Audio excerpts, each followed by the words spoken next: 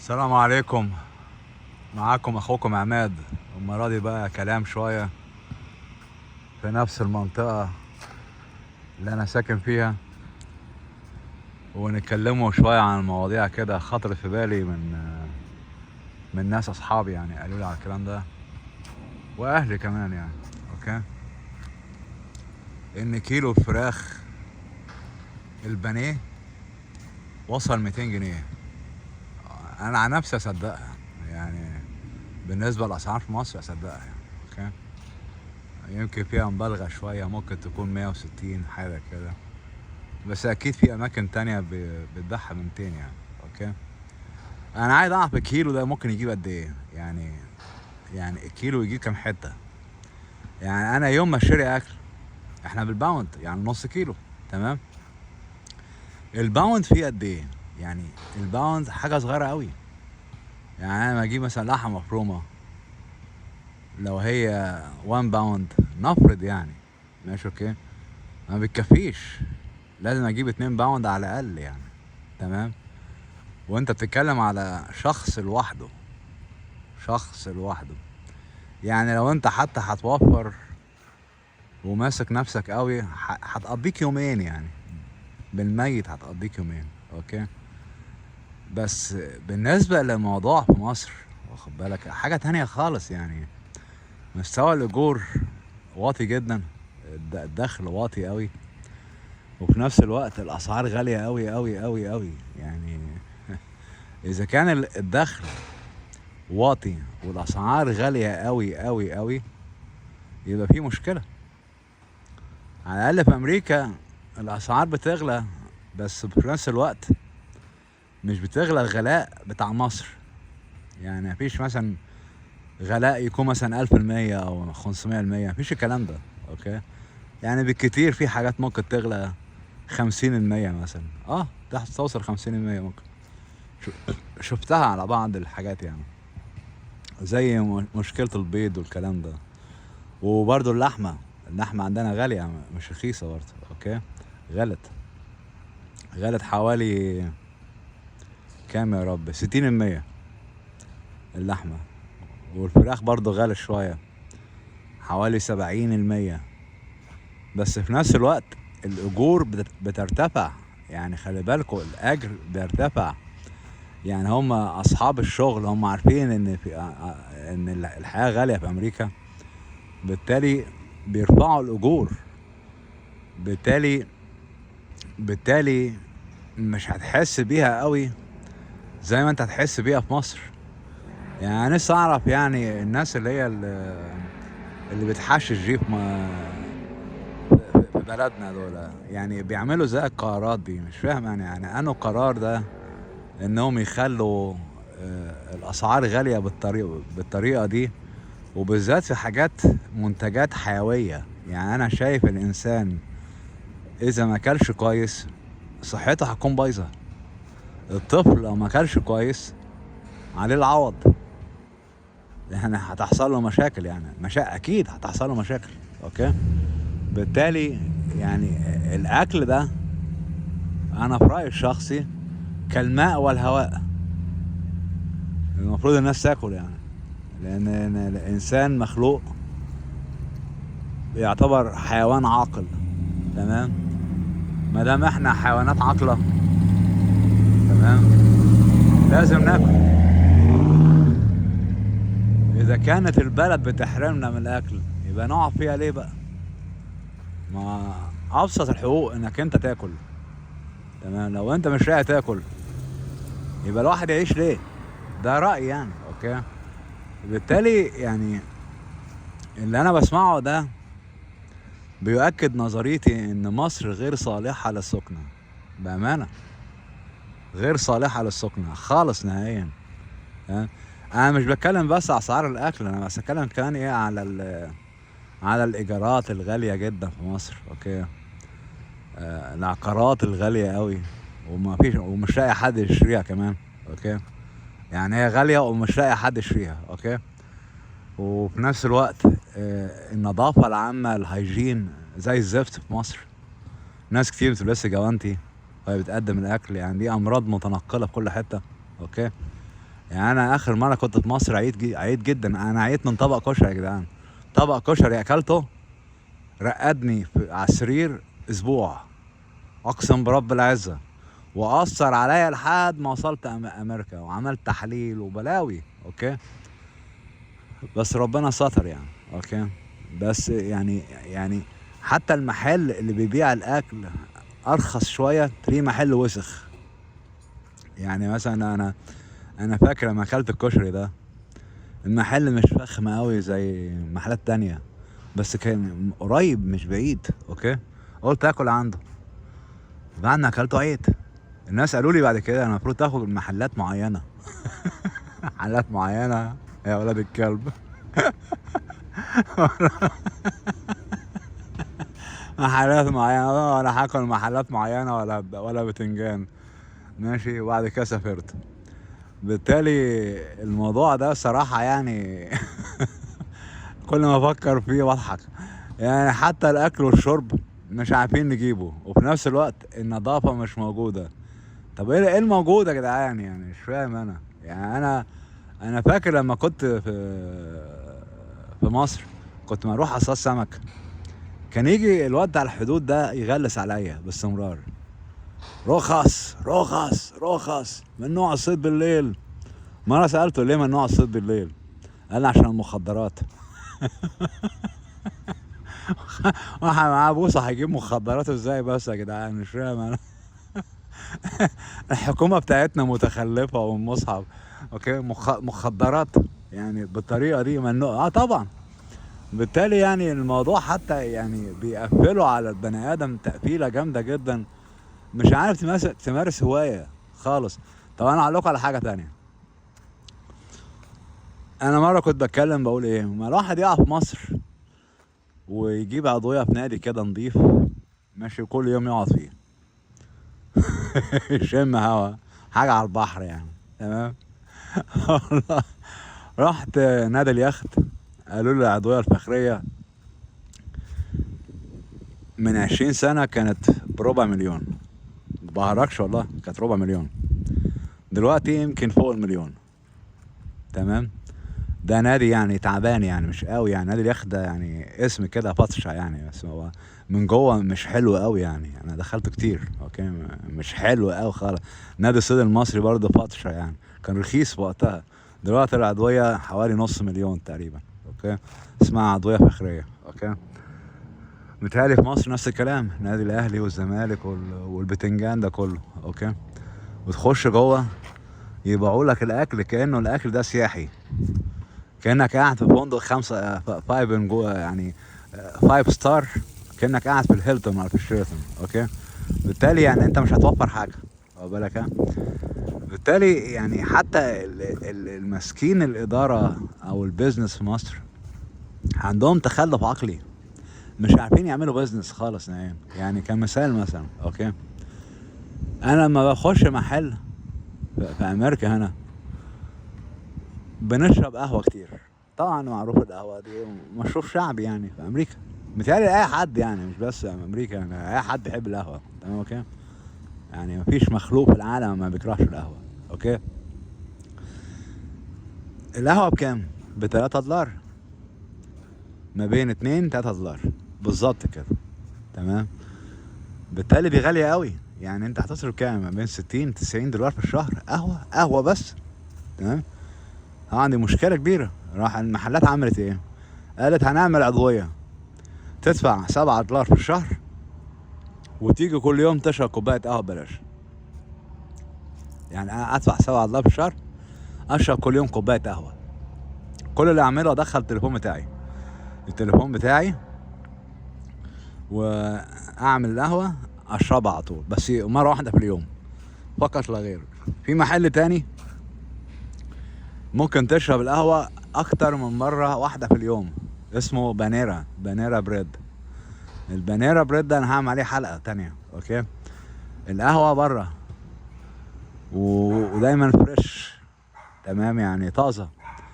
تشرب قهوة مرة 2-3-4-5-6 زي ما انت عايز، وفي كمان كل انواع الشاي الفاخر. طب في واحد بيقول لي هل هم فعلا بيعملوا فلوس ولا بيخسروا؟ طبعا بيعملوا فلوس بالهبل. يعني تخيل كده لو انت تعمل شراكة بانيرا بريد ده تقريبا $9 في الشهر مش 7. اوكي، لان نوعية القهوة انضف شوية. اوكي، بالتالي ايه، لما انت تعمل كلاب معين او شركات معينة، لما واحد يلاقي $9 يشرب قهوة وشاي كل يوم قبل ما يروح الشغل وبعد ما يخلص ولما هو قاعد في بريك والكلام ده كله، تمام. طيب تفتكر كم واحد هيقدم؟ نقول مثلا 3000. المحل بانيرا بريد مثلا ده محل كبير، اوكي، زي ستاربكس كده، تمام. اوكي، نقول 3000 على اقل حاجه. المحلات التانية بتاع سيركل كي اللي بتعمل $7 في الشهر، تمام. كم واحد هيقدم؟ نقول مثلا 1500 في الشهر مثلا. ماشي، انت كده هيخش لك $10,500 في الشهر من الاشتراكات بس. الاشتراكات $10,500. دي مش هتغطي القهوة اللي هم بيشربوها وتعمل ارباح، دي هتغطي وهتغطي وهتعمل ارباح يعني عمرك ما تحلم بيها. ليه ما عملش الكلام ده في مصر؟ لان في مصر اصحاب البيزنس عندهم افق ضيق، مش بيبصوا قدام، ما بيعرفوش يعملوا بيزنس في مصر. خلي بالكم، احنا اوسخ ناس تعمل بيزنس في العالم كله. المصري اوسخ واحد يعمل بيزنس، معروفه الحكايه دي، تمام. ليه؟ لانه ما بيفكرش، غبي معاه.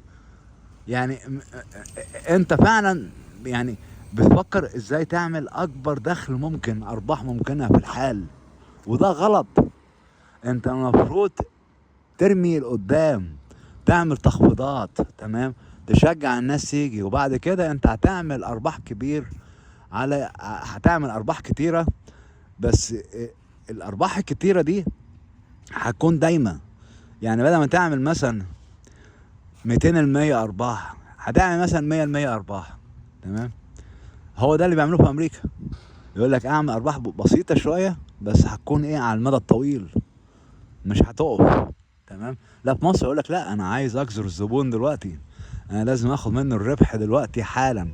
يعني كمثال مثلا، واحد يقول لي طب اديني مثال. هديكم مثال.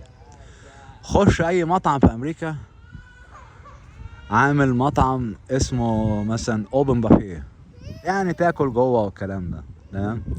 الاوبن بافيه بكام في امريكا؟ ما بين 12، ما بين 10 12 او $15 في الرينج ده، تمام. في بعض المحلات 17، تمام. اوكي، يعني ده في الدينر. في الغدا بيكون ارخص، في الغدا بيكون $12 حاجه كده، تمام. اوكي، او $10، تمام. تعالى بقى نقارن بقى واحد عربي او مصري. الكلام ده برضه العرب، تمام. واتمنى محدش يزعل مني يعني، ماشي. اوكي، انا بتهم العرب والمصريين بالغباء في البيزنس، اغبى ناس في البيزنس. اوكي، يروح هو عامل ايه، تمام، يقول لك عشان تاكل في المطعم بتاعي اوبن بافيه هاخد منك $40. ده اقسم برب العزيز شفتها واحد مصري، ده دفعت $40 مره. قلت اجرب ايه يعني، عادي. وانا بجرب، انا من اول حاجه اجربها ما يهمنيش ادفع كام، بس اجربها، تمام. دي عاده عندي. اوكي، دفعت $40 وانا عارف ان هو حرامي، تمام. قلت لك عامل بقى ايه، عامل سبانخ، عامل كفته، عامل رز، شويه سلطات، عامل باميه، عامل ملوخيه، عامل عدس. يا جدعان صلوا على النبي يا جدعان، الحاجات دي برخص التراب في امريكا. يعني الحاجات دي مش، تعال نتكلم بقى ايه الاوبن بافيه بتاع الامريكان بيعملوا فيه ايه. بيجيبوا لحمه، تمام، لحمه بارده، لحمه سخنه. بيجيبوا ستيك، تخيلوا، ستيك اللي هي اللحمه الغاليه، اللي هي ريباي. اوكي، وكمان بيجيبوا بتاع ده فاكهه كتير، يعني الفاكهه بالهبل بالعبيط، تمام. في بعض المحلات بتجيب مثلا جمبري بالهبل، اي كميه جمبري كبير جدا كمان. اوكي، تمام. بيجيبوا شوربه فراخ، بيجيبوا رز، بيعملوا فرنش فرايز، بيعملوا بيتزا، تمام. بيعملوا حاجه اسمها بودنج، بيعملوا ايس كريم، كله ببلاش. اوكي، كله مع رسم الدخول، واخدين بالكم، تمام. اللي هو الحاجه الوحيده اللي هي مش موجوده ببلاش، اللي هي ايه؟ الدرينك، الصودا. الصودا يعني اقل حاجه هيعمل لك شارج $3، اقل حاجه. تمام. الصودا دي بالنسبه له ارباح اكتر، بالتالي هو مش بيحطها مع الاكل. هي دي بس العيب الرئيسي الموجود في امريكا. اوكي. بس انا ما يهمنيش الصودا، انا اقول له انا عايز كوبايه ميه بس، وكوبايه الميه هتكون من الفلتر، يعني هتكون نظيفه، اشربها واكل. ادي كل اللي احنا بنعمله. تمام. تعال نتكلم بقى في المطاعم الموجوده في المنطقه العربيه او المنطقه المصريه. مفيش الكلام ده خالص نهائيا. يعني انا دفعت $40، مفيش حتى شاي موجود معاه خالص نهائيا. معاه كفتة اكلتها وشوية رز، شبعت. ادي $40.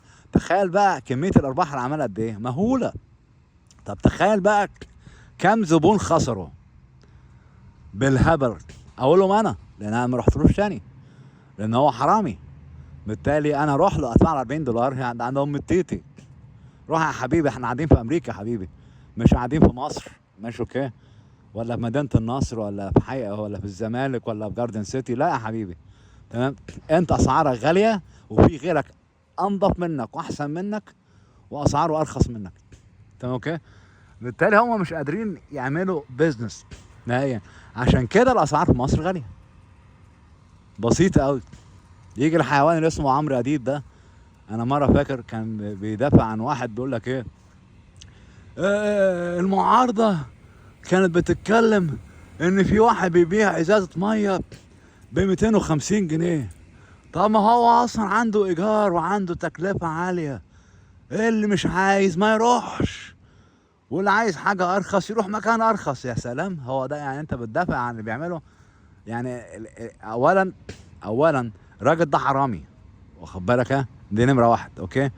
يمكن الناس بتروح له عشان مش لاقي غيره، واخد بالك؟ هو ده المنطقة الوحيدة الموجودة، لأن حاجة تقريبا في الساحل الشمالي، يمكن المنطقة الوحيدة هو ده فاتح فيها بيزنس، ولا مش عارف هو كان فين بالظبط يعني، ولا في البحر الأحمر، ما اعرفش فين بالظبط. أوكي.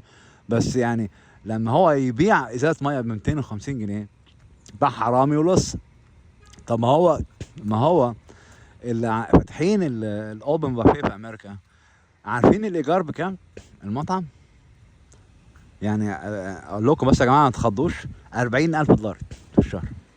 $40,000 في الشهر. وانتوا فاكرين يعني المطعم ده بلاش ولا ايه؟ واخد بالك؟ لما انت تأجر حتى مطعم في المول، جوه المول، ما بين 8000 ل $10,000 على حسب المساحه.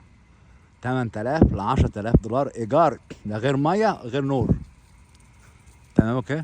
يعني نقول مثلا كده هيقفلوا على $15,000 في الشهر. طب ليه مش بيزودوا السعر بالسعر الخيالي اللي نسمع عليه في مصر؟ ما هو ممكن يزودوا لو حبوا يعني. تمام. علشان هما حتى لو كانوا عرب وعملوا بيزنس في امريكا، بيتعلموا من الامريكان. عارفين ان هما لو ما نزلوش السعر بتاعهم والسعر يكون معقول، تمام، مفيش زبون هيخش لهم خالص نهائي. تمام. تفرق بقى لما هو يفتح بيزنس لحسابه في امريكا. يعني انا اعرف واحد عربي فتح بيزنس حسابه في امريكا. اوكي. زباله، زباله. يعني الاكل مش جوده عاليه قوي، الاسعار غاليه قوي. يبيع لك الشاورما ب10 دولار، يعني ليه يعني $10 يعني؟ مش فاهم انا. واحد تاني يبيعها ب$12. فاهم؟ طب ما ترخص. رحت انا على مطعم تاني، واحد من قبرص ولا واحد من اليونان، هو اللي مالكه، وهم دول ملوك الشاورما، معروفين يعني الحكايه دي. تمام اوكي. بيبيع سندوتش شاورما $7. اروح انا عند العربي ياخد مني $12 او $10، اخد سندوتش واحد، تمام، ولا اروح ادفع $7؟ تمام. تعالى نتكلموا على الهندوة. انا مرة دخلت عند واحد هندي مطعم. الهندي بيعمل ايه، واخد بالك؟ بيقدم لك لحمة، يقدم لك شوربة عسل، يقدم لك كاري اللي هي فراخ كاري. اوكي. تمام. بيقدم لك بيتا بريد اللي هو العيش البلدي الابيض. تمام اوكي. بيقدم لك حاجات كتير. تمام. بالتالي تستاهل $12 في الغداء. تمام. بالتالي انا هروح له تاني وتالت ورابع، بالرغم هو ما عندوش فاكهه، يعني انا عارف ما عندوش فاكهه. اوكي. ما ده عيب عندهم، اوكي، مش بيقدموا فاكهه يعني الناس تحل بيها. بس في نفس الوقت نوعيه الاكل هي اللي بتتقدم في المحلات العربيه ياخد منك مبالغ طائله. تمام. انا مره فاكر دخلت قهوه يمتلكها واحد مصري، كنت انا قاعد في شيكاغو في وقتها. تمام اوكي. القهوه دي نزل لي طبق الكشري ب$20، طبق ملوخيه وفراخ والكلام ده كله بحوالي $70. يعني دفعت $100 على اكله نص كم. تمام. نفس الاكله دي انا اكلتها في تروبيكال اللي هو بيبيع الفراخ، اوكي، او اي محل هنا شابوتي بيبيع فراخ برضو. تمام اوكي. اكتر حاجه هعملها هدفع $12. باكتر حاجه هعملها $12 شامله فرنش فرايز وكمان درينك. ايه رايكم بقى؟ سندوتش كبير جدا كمان، اوكي. هل ده بيعملوه في المحلات العربيه؟ لا. بالتالي يا جماعه يعني عشان كده انا بنصح الناس لما هي قاعده في مصر، لما يكون عندك اي فرصه سيب البلد سيبها. ليه؟ لان البلد متدمره، اللي بيدمرها مش بس الحكومه، خلي بالكم، الناس هي اللي بتدمرها.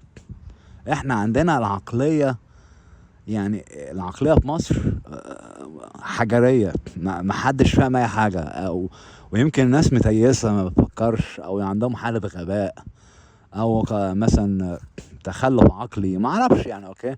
بالتالي انت هتتعب مع الناس، هتتعب مع البشريه، مش هتعرف تغيرهم. تمام. يعني انا بعمل فيديو اهو، نفرض في حد سمع الكلام ده وعنده بيزنس، تفتكر هيسمع كلامي؟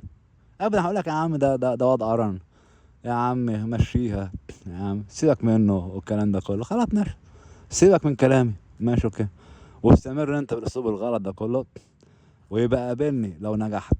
تمام. نجاحك هيكون يعني في حدود كام يعني؟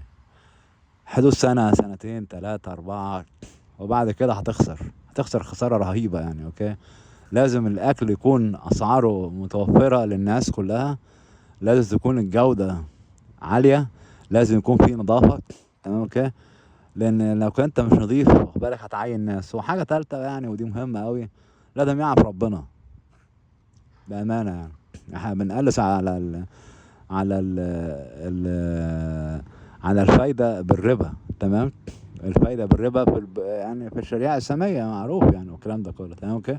طب ما بالك بقى الناس اللي هي بتاخد منك مبالغ طائلة وبتجيب لك أكل قذر كله أمراض، واحد لابس جوانتي، واحد عمال يهرش من ورا ويحط ايده على الاكل ويجيب لك سندوتش. ايه القرف ده؟ ايه القرف ده؟ يعني يا اخي اعرف ربنا يا اخي. ده الدين بتاعنا دين نظافة يا اخي. يعني مش بس ديننا، يعني اي دين، يعني سوري يعني انا ما عنديش تحيز ديني يعني. اي دين مسيحي مسلم يهودي ما يهمنيش، اوكي.